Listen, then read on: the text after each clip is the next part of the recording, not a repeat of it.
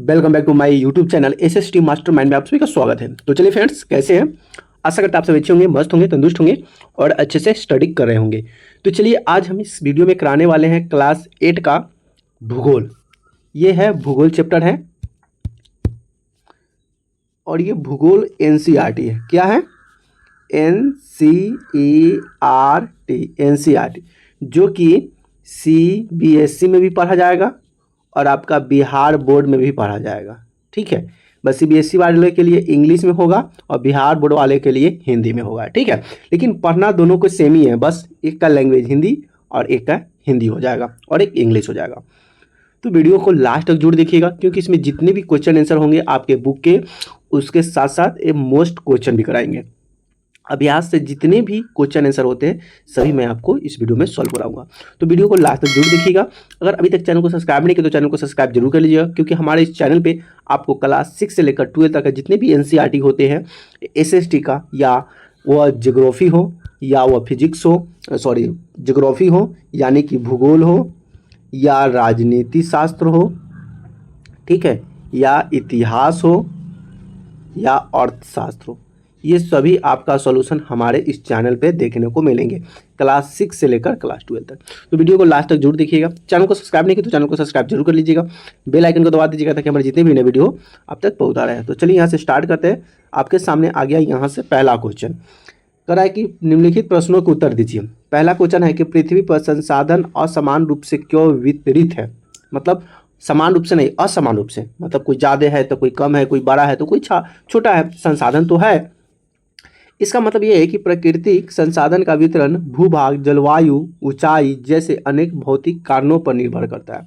और ये जो संसाधन जो होता है हमें पानी, जलवायु पर भी निर्भर करता है, ऊंचाई कितना पर है वो भी निर्भर करता है। तो सब तरह का संसाधन अलग अलग होता है। पृथ्वी पर इन कारणों के विभिन्न होने वाले संसाधन का वितरण असामान्य होता है। इसी की वजह से संसाधन क्या होता है? असमान होता है, समान नहीं होता है। सभी जगह संसाधन समान नहीं होते हैं, कहीं पे कम हो सकता है, कहीं पे ज़्यादा हो सकता है, कहीं पे बड़ा हो सकता है, कहीं पे छोटा हो सकता है। तो इस तरह का संसाधन होता है। ठीक है, दूसरा क्वेश्चन है संसाधन संरक्षण क्या है? संसाधन संरक्षण क्या है? देखिए, संसाधन का सतर्क पूर्वक उपयोग करना, उन्हें नवीकरणीय के लिए समय देना संसाधन संरक्षण करना कहलाता है। जैसे कि कोई चीज़ का उपयोग कहाँ पे कितना उपयोग करना है, बचाना है, ठीक है, कि फिर उसको उपयोग में आ जाए खत्म करने के बाद, इस तरह का जो हमारा साधन कहलाता है ये संसाधन संरक्षण कहलाता है। समझा गया? चलिए अगला क्वेश्चन है कि मानव निर्मित महत्वपूर्ण क्यों है? मानव संसाधन महत्वपूर्ण क्यों है? देखिए, मानव संसाधन, मानव तो एक खुद संसाधन है। मैं भी क्या हूँ? एक संसाधन हूँ, क्योंकि मैं आपको कुछ दे रहा हूँ। आप भी संसाधन है। आप मेरे वीडियो देख रहे हैं तो आप भी एक संसाधन है, क्योंकि आप भी तो कुछ ना कुछ करते होंगे ना। तो इंसान भी क्या है? संसाधन है। मानव संसाधन महत्वपूर्ण इसलिए है क्योंकि मनुष्य की योग्यताएं भौतिक पदार्थ को मूल्यवान साधन बनाने में सहायता करता है। जैसे कि अगर इंसान को अगर संसाधन के रूप में काम नहीं करेगा, वो बैठा हुआ रहेगा, कुछ करेगा नहीं, तो कोई फायदा है? तो मनुष्य क्या करता है? कोई भी चीज़ को संसाधन में, भौतिक पदार्थ के लिए, मानव जीवन में प्रयोग के लिए एक नए चीज का निर्माण करता है, सहायता करता है। इसलिए मानव भी क्या है? संसाधन है। अगला है शतपोषी विकास क्या है? शतपोषी विकास क्या है? देखिए, संसाधन के उपयोग करने की आवश्यकता, भविष्य के लिए उनके संरक्षण में संतुलन बनाए रखना शतपोषी कहलाता है। जैसे कि कोई संसाधन है, ठीक है, अगर हमें उसे उपयोग करना है तो हमें आगे चलकर खत्म ना हो, भविष्य के लिए संरक्षण करना है। जैसे कि हो गया हमारा भविष्य के लिए पानी का उपयोग करना चाहिए, तो पानी का उपयोग जो होता है भविष्य को बचाने के लिए अभी से पानी का उपयोग कम करेंगे और सबसे ज़्यादा से ज़्यादा पेड़ पौधे लगाएंगे, वातावरण को शुद्ध रखेंगे, तब जाकर हमारा क्या होगा? भविष्य में ये चीज़ संभव हो सकता है। समझ आ गया? चलिए अगला है सही के स्थान पर सही का निशान लगाना है। क्या करना है? सही के स्थान पर सही का निशान। ध्यान से देखिएगा क्या है क्वेश्चन। पहला क्वेश्चन कि सही के स्थानों पर निम्नलिखित में से कौन सा संसाधन का निर्धारित नहीं करते? संसाधन को निर्धारित नहीं करता है। पहला दिया हुआ है उपयोगिता, मूल्य या मात्रा। तो संसाधन को निर्धारित नहीं करेगा। देखिए, संसाधन को प्रयोगी कैसे करना है ये तो हमें निर्धारित है, मूल्य भी निर्धारित है, लेकिन कितना मात्रा में हमें यूज करना है हमें ये चीज़ निर्धारित नहीं है। हम जितना है जरूरत के हिसाब से, कहाँ पे ज़्यादा कहीं पे कम, तो ये मात्रा जो है निर्धारित नहीं किया गया है। अगला है कि निम्नलिखित में से कौन सा मानव निर्मित संसाधन है? मतलब इसमें से कौन सा है जो मानव द्वारा संसाधन बनाया गया है? तो पहला है कैंसर उपचार औषधि। तो ये तो कैंसर से जो उपचार बनाया गया है तो मानव के ही द्वारा बनाया गया है। झरने का जल मानव के द्वारा नहीं बनाया गया, ये प्रकृति का द्वारा है। उष्णकटिबंधीय वन, ये भी क्या है, प्रकृति का हुआ है, इंसान का बनाया हुआ कुछ भी नहीं है। ठीक है, अगला कथन को पूरा कीजिए। जैव संसाधन डैश होते हैं, मतलब जैव संसाधन जो होते हैं क्या होते हैं, मनुष्य द्वारा निर्मित होते हैं, जंतुओं द्वारा उपयुक्त होते हैं, या निर्जीव वस्तुओं द्वारा उत्पन्न होते हैं। तो जैव संसाधन जीव के द्वारा उत्पन्न होता है, न कि मनुष्य के द्वारा और निर्जीव के द्वारा। ठीक है, यानी कि जीव जंतुओं से उत्पन्न होता है। ठीक है, चलिए नेक्स्ट क्वेश्चन की तरफ बढ़ते हैं। यहाँ पे आ गया अब नेक्स्ट क्वेश्चन 3 नंबर, यहाँ पे देख लीजिएगा क्या कर रहा है। संभावित वास्तविक संसाधन है, वास्तविक संसाधन भेद बताना है। इसका क्या भेद है, देखिए संभावित संसाधन क्या होता है, वे संसाधन जिनकी पूरी मात्रा ज्ञान नहीं हो सकता वह संभावित संसाधन कहलाता है। इनके संसाधन में मात्रा ज्ञान होता है उसे वास्तविक संसाधन कहते हैं। इस समय इनका प्रयोग नहीं किया जा सकता परंतु भविष्य में इसका प्रयोग किया जा सकता है, ये संभावित संसाधन है, संभावना है। लेकिन वास्तविक क्या है कि संसाधन में इसका समय प्रयोग किया जा सकता है, ये वास्तविक है। अगला है सर्वव्यापी स्थानीय संसाधन, ये यहाँ पे सर्वव्यापक संसाधन, स्थानीय संसाधन। तो सर्वव्यापी संसाधन किसे कहते हैं, वे संसाधन जो सभी जगह पाए जाते हैं सर्वव्यापी संसाधन कहलाते हैं। जैसे कि वायु, सूर्य, रोशनी, ये सभी जगह है। मान लेते हैं कि हमारे यूपी में खूब धूप है तो बिहार में भी धूप है। ठीक है, ये सर्वव्यापी संसाधन है। सूर्य भगवान, अगर सूर्य भगवान अगर सब जगह हमारे यहाँ दिखाई दे रहे हैं तो ऑल इंडिया में सूर्य भगवान दिखाई देंगे। अगर कहीं पे नहीं दिखाई दे रहे हैं, नहीं धूप निकलते तो वहाँ पे खतरा है। तो ये सर्वव्यापी संसाधन हो गया।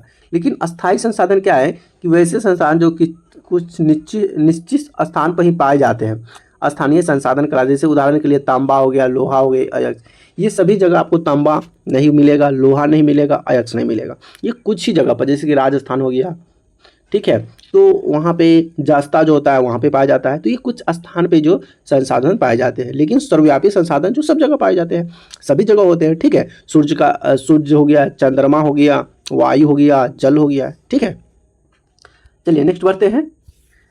अब यहाँ से करने के बाद ना हम यहाँ से एकदम अपने अंदाज में एकदम मोस्ट इंपॉर्टेंट क्वेश्चन लिए हैं। ये भी क्वेश्चन दमदार क्वेश्चन है, ध्यान से देखते रहिएगा, क्योंकि वो तो जो क्वेश्चन इससे पहले वाला आपको क्वेश्चन करा ऊपर में, ये आपका बुक का अभ्यास था। ये जो है बुक का निचोड़ है, जो मोस्ट इंपॉर्टेंट क्वेश्चन करा कि विश्व में कहाँ पर पवन चक्की का प्रयोग से ऊर्जा उत्पन्न होती है। मतलब कहाँ पे है जो पवन चक्की ऊर्जा के लिए प्रयोग किया जाता है, तो वो नीदरलैंड हो जाएगा। क्या हो जाएगा, नीदरलैंड।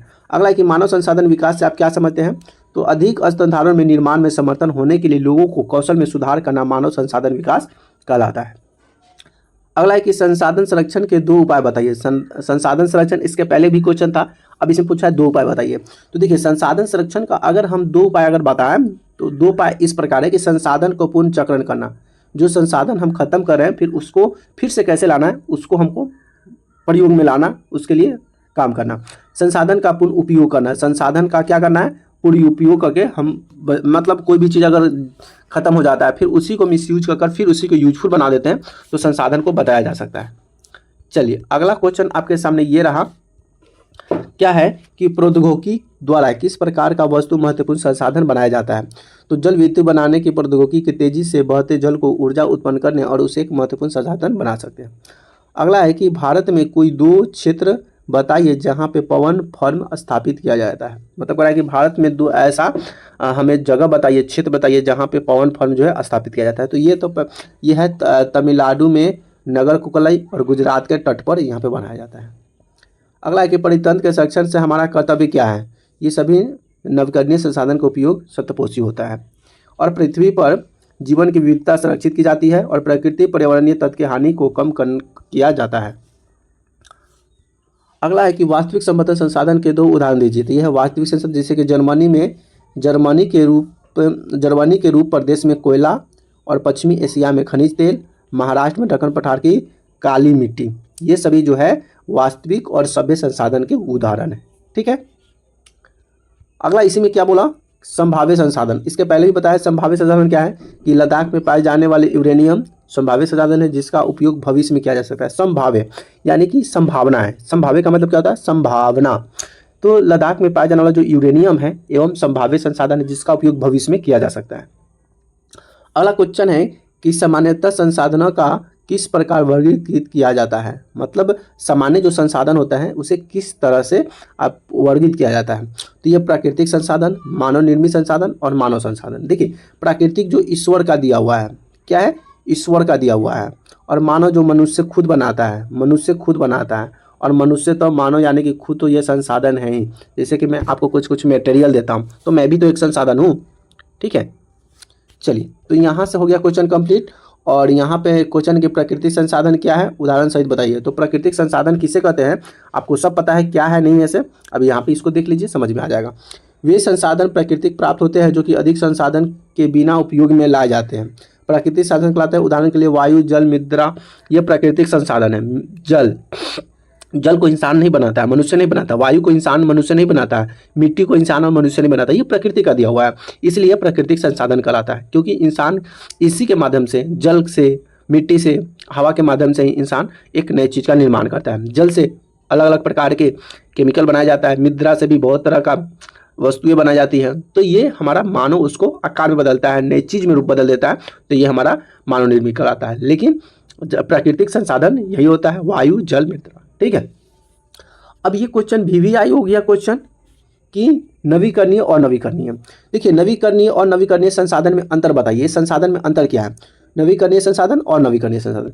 सीधा सीधी समझ लीजिए कि नवीकरणीय संसाधन जो होते हैं खत्म होने के बाद क्या होता है, खत्म होने के बाद फिर से उत्पन्न हो जाता है, वो हमारा नवीकरणीय। और अनवीकरणीय होता है जो खत्म होने के बाद वह दोबारा उस रूप में नहीं आता, वह नवीकरणीय होता है। अब जैसे कि समझिएगा, नवीकरणीय संसाधन शीघ्र क्या है, शीघ्र नवीकृत अर्थात पुनः पूरित हो जाता है, जैसे सौर ऊर्जा, पवन ऊर्जा। अभी कह रहा है कि नवीकरणीय वैसे संसाधन है जो खत्म तो हो जाते हैं और फिर से पुनः पूरित भी हो जाते हैं, पूर्ति भी कर लेता है।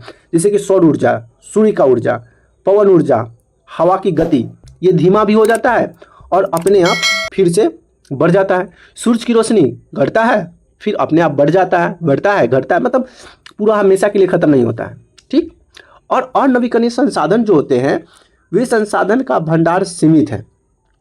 अगर मान लेते हैं कि हमारे पास 5 लीटर पेट्रोल है, अगर वो खत्म हो गया तो अपने आप पेट्रोल वो फिर से उत्पन्न नहीं हो जाएगा, फिर उसके हमें दूसरे पेट्रोल भरवाना पड़ेगा। वो सीमित है, खत्म हो गया, जल गया, खत्म हो गया। तो भंडार के एक समाप्त हो जाने के बाद उसे नवीकृत अथवा पुनः पूरित होने में हजारों वर्ष लग जाते हैं। जैसे कि जहाँ से पेट्रोल आता है, अगर पेट्रोल खत्म हो जाए तो पेट्रोल, अगर पूरा धरती पे पेट्रोल कोयला खत्म हो जाएगा तो इसका यूज कहाँ से होगा, कैसे होगा, तो इसको कैसे बनेगा। और मान लेते हैं कि कोयला खदान से आता है, अब उस खदान में कोयला खत्म हो गया, अब कोयला कहाँ से आए, तो जब चीज़ खत्म हो जाता है तो फिर से कोयला या पेट्रोल बनने में हजारों साल लग जाते हैं। अभी पेट्रोल और कोयला बनता कैसे, तो जितने भी पेड़ पौधे, जीव जंतु ये दबकर सड़कर मरते हैं ना, तो पृथ्वी के नीचे वो सड़ गलकर रिसाव होता है, ठीक है। तो वही जब वो नीचे जाता है तो वह पेट्रोलियम बन जाता है, कोयला का रूप ले लेता है। तो ये ऐसा बनने के लिए 1 साल 2 साल नहीं लगता है, ऐसा बनने के लिए हजारों साल लग जाता है। जो हमारे नीचे से पेट्रोल कोयला जो निकलता है, ये हजारों साल पहले जो पेड़ पौधे जीव जंतु जो दब कर मिट्टी के नीचे गए होंगे, उसी की वजह से ये चीज़ बनता है। तो चलिए फ्रेंड्स, यहाँ से बहुत सभी क्वेश्चन जो कराया है, बहुत क्वेश्चन जो इंटरेस्टेड क्वेश्चन थे, मोस्ट इंपॉर्टेंट क्वेश्चन थे। और ये क्वेश्चन आपको क्या कर सकता है, कोई भी एग्जाम हो, या ये एग्ज़ाम हो, या आपको ये वाला एग्ज़ाम हो, या आपके ये वाला एग्ज़ाम हो, या आपके पास डीलेट का एग्ज़ाम हो, ठीक है, एनीवे कोई भी कंपटीशन का एग्ज़ाम हो, उस सभी में आपको ये नवीकरणीय पूछा जाता है। जितने भी हम क्वेश्चन इसमें कराए हैं सभी क्वेश्चन आपको पूछे जाते हैं। तो फ्रेंड्स, वीडियो को एक बार लाइक जरूर कर दीजिएगा, अपने दोस्तों फ्रेंडों के साथ भी शेयर जरूर कर दीजिएगा। अगर अभी तक चैनल को सब्सक्राइब नहीं किया तो चैनल को सब्सक्राइब जरूर कर लीजिएगा। फिर मिलते हैं नए वीडियो में नए टॉपिक के साथ, तब तक के लिए जय हिंद, वंदे मातरम।